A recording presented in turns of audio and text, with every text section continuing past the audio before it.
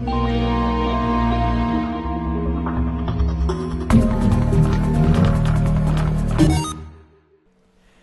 what's up everybody? Jerma here with a Team Fortress 2 gameplay commentary, and tonight, I got a very special Team Fortress 2 upload tonight, because this is the start of a new series I want to do. But let's back up for just a second here. I want to give you guys the origin, I guess, of this series. So a long time ago, I did a video, well not really a long time ago, more like maybe a month or so ago. I uploaded a Crusader's Crossbow Medic bonus clip. On top, I think it was a Huntsman Sniper gameplay. But if you remember that, I called it a Stipulation match, where I was only allowed to use one item or two items, and it was a very strange way of doing things.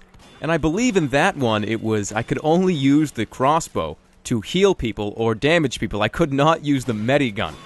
It was definitely a whole lot of fun, so I decided to turn it into a series, and this is episode 1 of Stipulation, where just like in that crossbow video, I'm only allowed a certain set of rules or guidelines or item sets, and I have to stick to those rules. So I'm going to start the series off with the heavy, and I really do first right off the bat apologize for this, because it's been at least a month or two, at least that, since my last heavy gameplay. And the reason why that is I just honestly don't really play heavy that much anymore. I play him every now and then, just kind of joking around, messing around, but I haven't really sat down to play heavy in a long time. But I did it this time. So let's start talking about the stipulation. You probably know what it is by now by watching the screen. Only allowed to use the Fists of Steel and the Family Business shotgun. I am not allowed to use that minigun. Minigun off limits. That is the stipulation. And you'd actually be quite surprised that this setup does work very, very well. As you're seeing in this gameplay, I'm killing quite a few people, and I've only died one time. So if you guys are liking what you're seeing here, and you want to try this out on your own sometime, this is the strategy I was using. You want to walk around with the Fists of Steel up pretty much at all times. The only times you want to drop the Fists of Steel is if you get close enough to shoot someone with your shotgun.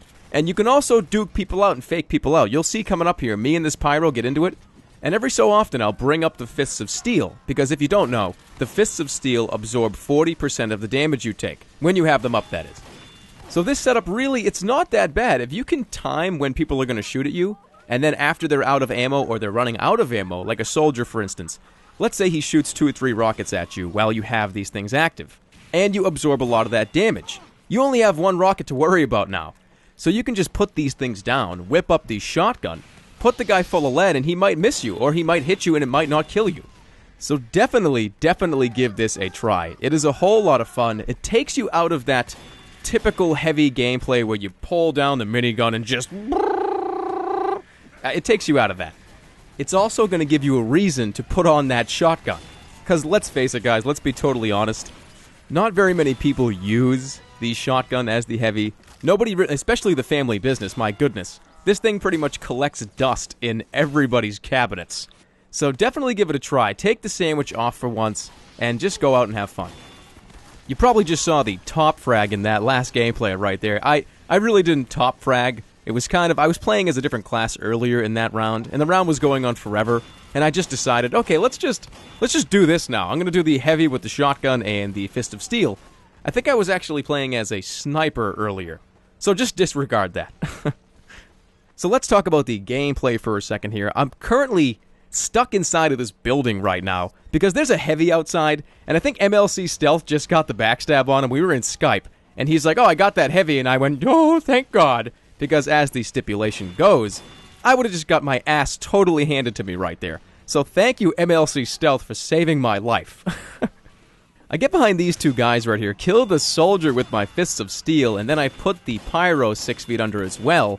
Kill him with the shotgun, jump around here to the corner. I go down in that building again, just trying to get some more health and some more ammo, even though I don't really need the ammo. So at this point, I'm thinking, maybe I should get on that cart. I don't know why I thought this was a good idea. Maybe I just forgot that I couldn't use my minigun because I see this pyro, and then watch, I get air blasted almost off the cliff. Oh my god, it almost happens twice. I don't know how I ended up surviving that. I should have gone right off of that goddamn cliff. But the gods of Hightower were on my side at that point. So coming up to the end of the gameplay here, I'm checking this spy over and over again. I don't know why. I could have just bumped into him. Like, are you a spy? No. Are you a spy? No, he's not.